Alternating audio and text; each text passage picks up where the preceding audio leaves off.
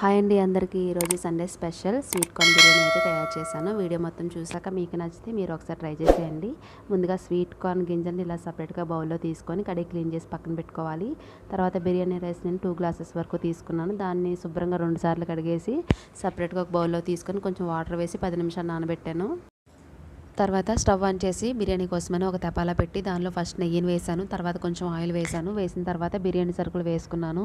దాని తర్వాత ఆనియన్స్, పచ్చిమిర్చి కూడా వేసేసుకున్నాను.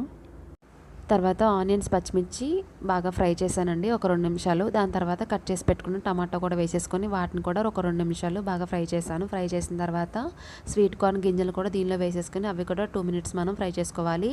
ఫ్రై చేసిన తర్వాత దీనిలో రుచికి సరిపడినంతగా కారం, ఉప్పు, బిర్యానీ మసాలా కూడా వేసేసుకోవాలి. చివర్లో టేస్టింగ్ సాల్ట్ని కూడా వేసేసుకోవాలి. నేను బిర్యానీ చేయడానికి 2 గ్లాసుల వరకు బిర్యానీ రైస్ తీసుకున్నాను. అందుకని చెప్పి 3 గ్లాసుల వరకు దీనిలో వాటర్ని వేసుకున్నాను. తర్వాత గరిటె తీసుకొని మొత్తం కలిసేలా ఒకసారి కలిపేసుకొని ఎసరిని ఈ విధంగా మరిగించుకోవాలండి. మరిగించుకున్న తర్వాత నానబెట్టి పెట్టుకున్న బిర్యానీ రైస్ని దీనిలో వేసేసుకోవాలి. వేసుకున్న తర్వాత ఒక 10 నిమిషాలు మూత పెట్టుకొని ఉడికించుకోవాలి. చూసారు కదా, ఉడికిన తర్వాత బిర్యానీ రైస్ అయితే ఇలా రెడీ అయిపోయింది. నేనైతే ఫుడ్ కలర్ని యాడ్ చేసుకున్నానండి. మీకు ఇష్టమైతే మీరు వేసుకోవచ్చు, లేదంటే అది ఆప్షనల్ అండి.